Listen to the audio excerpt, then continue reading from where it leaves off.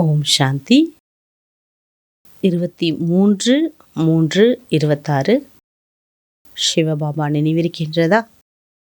எல்லா விஷயங்களை மறந்து கடந்து ஒரே ஸ்திதியில் நம்ம முரளி கேட்கலாம்.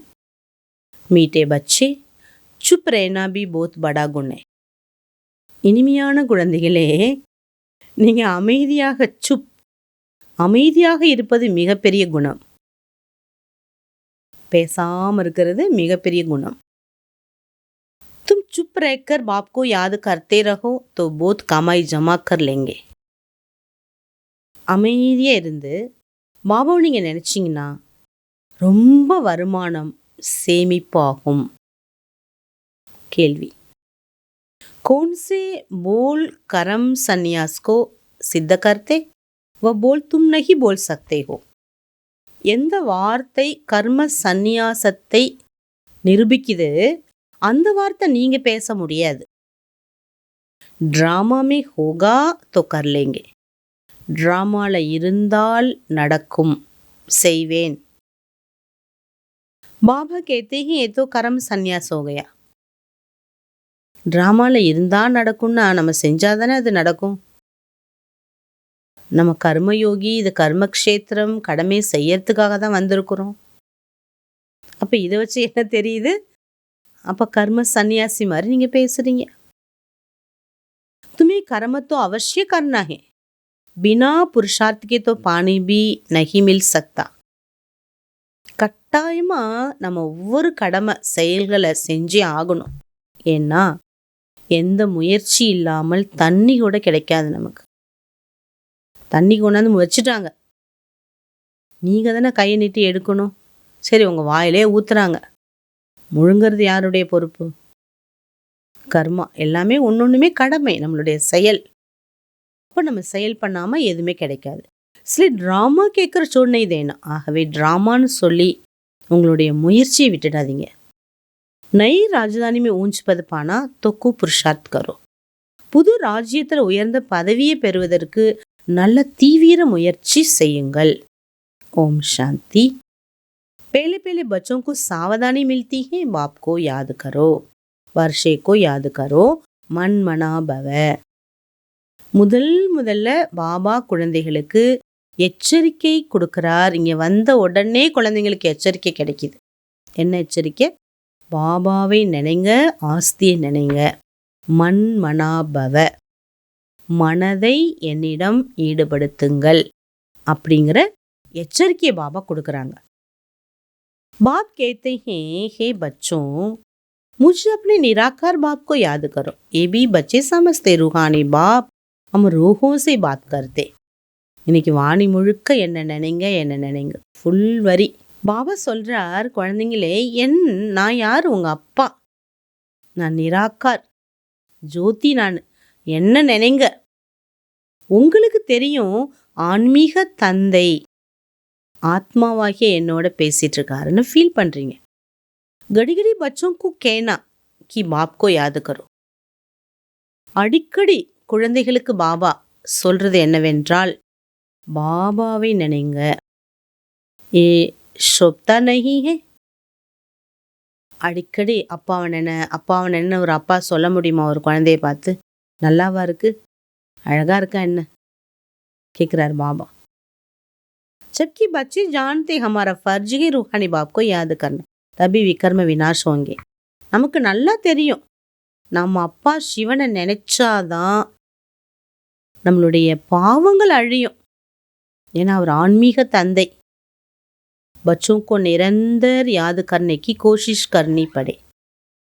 பாபா சொல்றாங்க, குழந்தைகள் நிரந்தரமாக பாபாவை நினைக்கிறதுக்கு முயற்சி எடுத்தே ஆகணும். समय कोई निरंतर याद करना सके, टाइम लगता. இந்த நேரம் நிரந்தரமாக யாருமே என்னை நினைக்கல, நேரம் டைம் ஆகுதுங்கிறார் பாபா. ஏ பாபா கேத்தே மேபி நிரந்தர யாதனை கர் சக்தாகும். இந்த பிரம்மா பாபா கூட சொல்றார், நான் என்னால் கூட நிரந்தரமாக நினைக்க முடியறது இல்லை. என் அவஸ்தா பிச்சாடிமே டேரேகி. நிரந்தரமாக கடைசி நேரம் வரும்போது நம்ம நினைக்க முடியும். तुम बच्चों को पहला पुरुषार्थ बाप को याद करने का ही करना है. குழந்தைகளுடைய முதல் முயற்சி பாபாவை நினைவு செய்தே ஆக வேண்டும் என்பதில் தான் இருக்கு. ஃபுல் வாணியில் ஒவ்வொரு பேஜையும் ஒவ்வொரு வரிக்கு வரி என்ன நினைங்க, நான் எப்படிப்பட்ட ஆத்மா, பரமாத்மா, பரம்ஜோதி, நிராகார், என் அன்பா நினைங்கன்னு பாபா சொல்கிறாங்க. धारणेकाன मुख्य पॉइंट, फर्स्ट पॉइंट, किसी देहदारी के नाम रूप में नहीं फंसना. எந்த தேகதாரியினுடைய பெயர் ரூபத்தில் மாட்டிக்கொள்ள வேண்டாம்.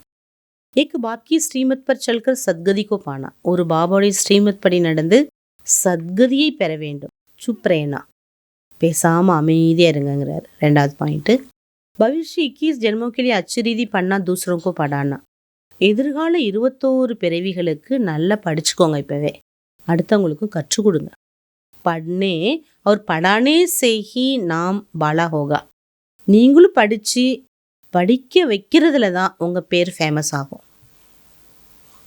வரதானம், மன்மத் परमत को समाप्त कर श्रीमत पर पदमों की कमाई जमा करने वाली பத்மாபதம் பாகியசாலி பவ. மனவழி பிறர் வழியை முடித்துவிட்டு அழித்துவிட்டு பாபா கொடுக்கக்கூடிய வழியின்படி உங்களுடைய ஒவ்வொரு அடி ஸ்டெப் இருந்தால் வருமானத்தை சேமித்து, அப்படி நீங்கள் பாபா சொல்லக்கூடிய வழியின்படி உங்களுடைய அடியை வைத்து வருமானத்தை சேமிக்கக்கூடிய பல கோடி மடங்கு பாகியசாலி ஆகுங்கள். श्रीमत पर चलने वाले एक संकल्प भी मन्मत परमत पर नहीं कर सकते. ஸ்ரீமத் படி நடக்கக்கூடியவர்கள் ஒரு சங்கல்பா கூட மனசு சொல்கிற வழிப்படியோ பிறர் வழிப்படியோ இருக்க முடியாது. स्थिति की स्पीड यदि तेज नहीं होती है, जरूर कुछ न कुछ श्रीमत में मन्मत व परमत मिक्स हैं. உங்கள் ஸ்திதி ஒருவேளை ஸ்பீடாக இல்லை என்றால் ஏதாவது ஸ்ரீமத்தில் மன்மத்தோ பரமத்தோ மிக்ஸாக இருக்குன்னு அர்த்தம். மன்மத் அர்த்தாத் அல்பஜ்ஞ. மன்மத் மனதின் வழி என்றால் அர்த்தம் என்ன? அறியாமை. அறியாமையில் இருக்காங்க, அதான் மனவழி படி நடக்கிறாங்க. आत्मा के संस्कार अनुसार जो संकल्प उत्पन्न होता है वह स्थिति को डगमग करता. ஆத்மாவுடைய சன்ஸ்காரத்தின் அனுசாரமாக நீங்கள் சங்கல்பா உங்களுக்கு ஏற்படுதுன்னா அது கூட நம்ம ஸ்திதியை அப் அண்ட் டவுன் ஆக்குது. इसलिए चेक करो कराओ, एक कदम भी श्रीमत के बिना ना हो, तब पदमों की कमाई जमा कर पदमाபதம் பாகியசாலி बन सकेंगे. ஆகவே உங்களை சோதனை செய்யுங்க, செய்வீங்க. பிறரையும் ஒரு அடி கூட ஸ்ரீமத் இல்லாமல் நீங்கள் எடுத்து வைக்கக்கூடாது. அப்போ தான் பல கோடி மடங்கு வருமானத்தை சேமித்து செய்து பல கோடி மடங்கு பாகியசாலியாக நீங்கள் ஆக முடியும். ஸ்லோகன், मन में सर्व के कल्याण की भावना बनी रहे, यही विश्व कल्याणकारी आत्मा का कर्तव्य है. உங்கள் மனதில் அனைவருக்காக நன்மை நடக்க வேண்டும் என்ற எண்ணம் இருந்து கொண்டே இருந்தது என்றால் உலகத்தின் நன்மை செய்யக்கூடிய ஆத்மாவினுடைய அடையாளம் இதுவே ஆகும். अव्यक्त इशारा, निक्षी की फाउंडेशन को मजबूत कर सदा निर्भय निश्चिंत रहो. நம்பிக்கை என்ற ஃபவுண்டேஷனை உறுதிப்படுத்தி சதா பயம் இல்லாமல் கவலை இல்லாமல் இருங்க. सरकमस्टेंस भले कैसी भी हो, लेकिन निश्चय बुद्धि बच्चे सरकमस्टेंस में अपनी स्वस्थिति की शक्ति से सदा विजयी अनुभव करेंगे. சூழ்நிலை எப்படி இருந்தாலும் ஆனால் நிச்சய புத்தியுடைய குழந்தைகள் சூழ்நிலையில் தன்னுடைய சுவஸ்திதி ஆத்மஸ்திதியினுடைய சக்தியால் சதா வெற்றியின் அனுபவத்தை செய்வாங்க. चाहे दुनिया वाले लोग व ब्राह्मण परिवार के संबंध संपर्क में दूसरा समझे व कहे कि हार गया, लेकिन वह हार नहीं है. பாருங்க எவ்வளோ தெளிவான விளக்கம் கொடுக்குறார். சூழ்நிலை எப்படி இருந்தாலும் ஆத்மஸ்திதி இருந்தால் போதும், வெற்றியின் அனுபவம் கிடைக்கும். ஆனால் அடுத்தவங்க சொல்லுவாங்க, என்ன சொல்லுவாங்க, உலகத்தில் இருக்கிறவங்க இல்லை பிராமண பரிவாரத்தோட சம்பந்தம் தொடர்புல இருந்து வேற யாராவது உங்களை புரிஞ்சுப்பாங்க, இவங்க தோத்துட்டாங்கன்னு. ஆனால் அது தோல்வி அல்ல, ஜீத்துகை வெற்றி தான். அமைதியாக பொறுமையாக இருந்தால் அதுக்கு பேர் தோல்வி கிடையாது, வெற்றி. कोई भी सेवा की, संगठन की, प्रकृति की परिस्थिति स्वस्थिति को वह श्रेष्ठ स्थिति को डगमग करती है तो वो भी बंधन मुक्त स्थिति नहीं है.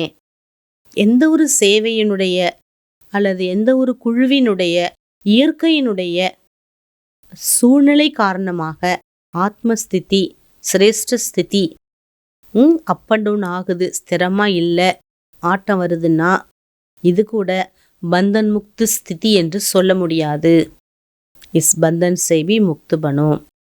என்ன நடந்தாலும் எந்த ஈர்ப்பும் உங்களை இழுக்கக்கூடாதுங்கிறார். அப்படி நீங்கள் பந்தன் முக்து ஸ்திதியை உடையவராக ஆகுங்கள். ஓம் சாந்தி.